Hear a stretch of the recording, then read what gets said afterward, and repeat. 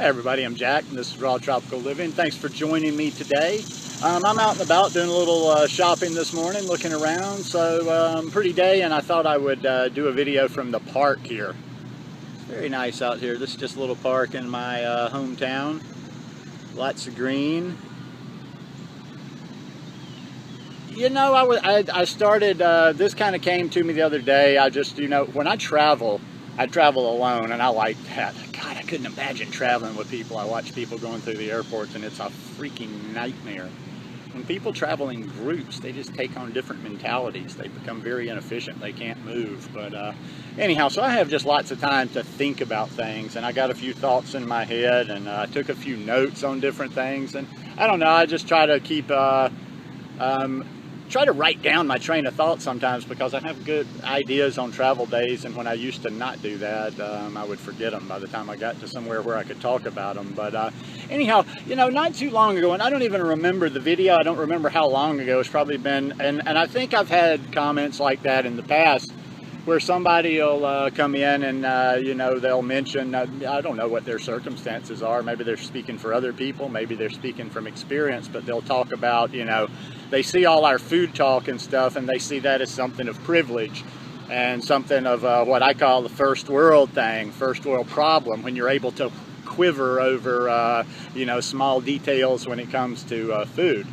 Now, you know, some people might get offended at a comment like that if they did videos or if they were on social media. And it wasn't a rude comment. It wasn't said in a rude way. I don't remember any profanity or anything in it, and I don't even remember it being particularly angry. But it had a point in its way. I don't know exactly what the commenter was trying, what their purposes were, but I kind of took that to heart, and I've taken that to heart before, and that's always in my mind. You know, we talk about this stuff and we split hairs a lot of times, like, oh, you eat this. And I just, like, I try to step back and kind of unfocus my eyes and forget what you know, that I'm part of this little world and what I know already, and look at it like an outsider. And as an outsider, sometimes this stuff looks batshit crazy when you've got people out there that are splitting hairs over whether you should eat a potato, or whether everything fully raw is going to take you to this enlightened, ascended spot, and if the cooked is going to bring you down, or vice versa. But it is sort of a conversation of privilege, and I do like to keep that in perspective, you know, all the time. There's a lot of people out there that would be happy to eat anything. There's a lot of hunger in this world, and that's a cause that really bothers me a lot, and that's a cause that I have something in my heart that eventually I want to work in that capacity. I want to feed people, even if it's just me. You know, if I can get to a point where I have the capacity to cook some food or prepare one meal a day and feed one person. But oh yeah, absolutely,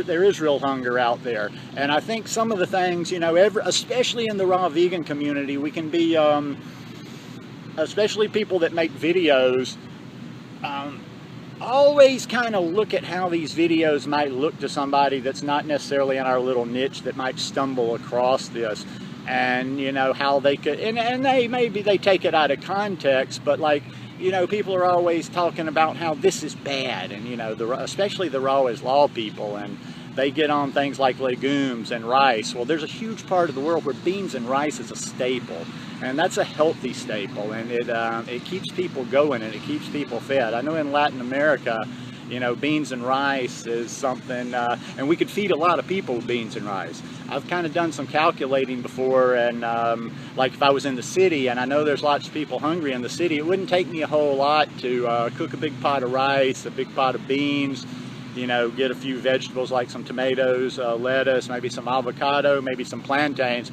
and throw a few bananas in there and probably feed 4 or 5 people fairly cheaply.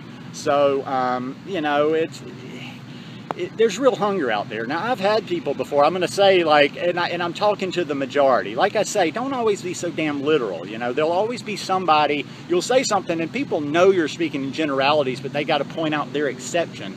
99% of us probably that are watching YouTube videos have never experienced real hunger. Now, I know for a fact, because of people I've talked to through messages, and they've made comments. I do know that I've had people that have watched my channel. I do know I've had people I'm connected with on Facebook that have experienced real hunger in their life, where they didn't know where that next meal coming from. And, you know, when you think about shit like that, you know, like going to bed hungry, going to bed with your stomach hurting, going to bed, even probably worse than that, I'm not a parent, but I can even imagine going to bed knowing your children are hungry. You know, that kind of just puts all this raw versus not raw, or, you know, and exactly how you're doing this lifestyle in perspective. So, you know, I just always try to, I just wish more and more people would just kind of be non-judgmental and try to understand everybody's perspective and where everybody's coming from. And, you know, maybe just going on a different vein, but not, maybe more people need to get out of their little comfort zone in their hometowns and travel. Because when people just are born, live, and die within 30 miles, you ain't got no world view. And the stuff that people that like in those situations spew a lot of times is so you can see their limitations, that they've never been anywhere, they've never seen anything. There's people with real world problems out there, and especially in the West, you know, we kind of forget these things, and we get caught up in these little first world problems sometimes. And people that like to immerse themselves in first world problems get offended when you say that sometimes, but I don't really give three shits.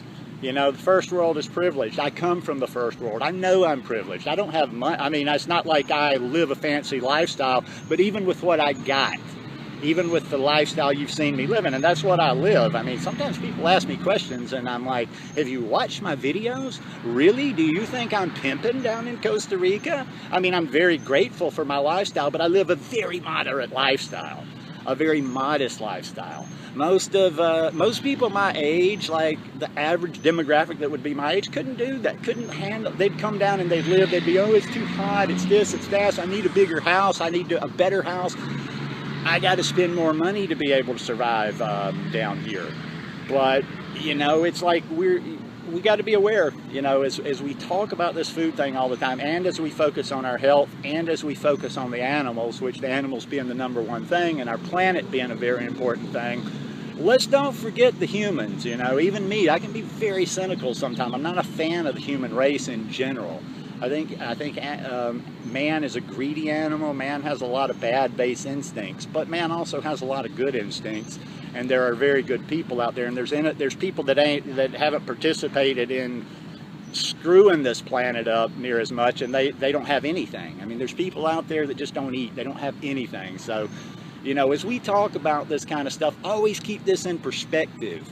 You know, always keep this in perspective, because we're all most of us are all very fortunate. I always have to watch those words, because somebody will say, well, I'm not fortunate. Maybe somebody stumbled into a public library and they're watching YouTube videos, or they're online. But I just kind of assume that most people that are online, and you see on a regular basis, that you don't see, they've just popped in and they have an email account, you know, because homeless people can get access to computers sometime, and I know that's possible. But for most people, if you know, that we're talking to every day, that we're networking with, that we're interacting with, you know, we're all rather fortunate. Most of us are rather fortunate. People have problems, and yes, there's real problems in the first world, and there's third world problems in the first world. There's a lot of people starving in the first world, which is a travesty too.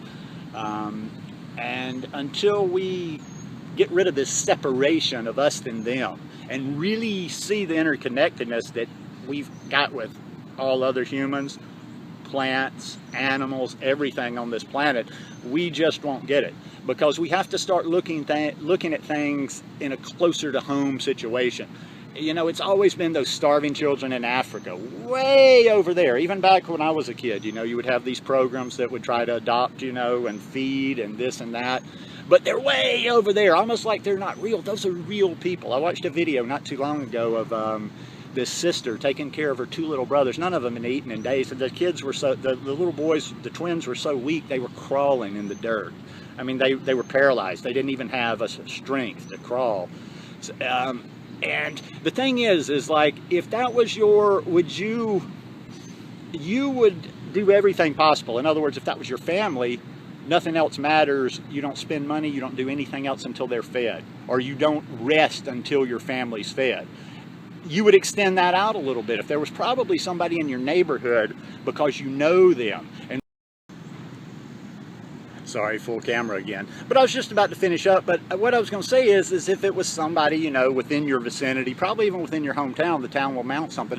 But when it's people that's way off, or when it's just people that you don't know, or when it's talked about just in general as homelessness or hunger, you know, it's not that personal, but those are real people too. And I don't think we should rest. It's like, you know, it's just one of those problems that's kind of out there, nobody thinks about. So, but I don't think we should rest till everybody eats, because that's a sad thing, you know.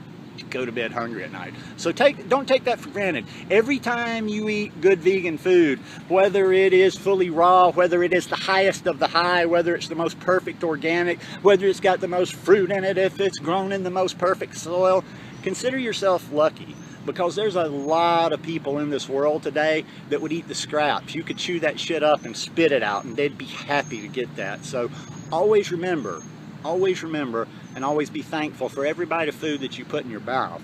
Don't take it for granted, because a lot of people don't have that privilege. I hope you guys have a good weekend. Love you. Peace.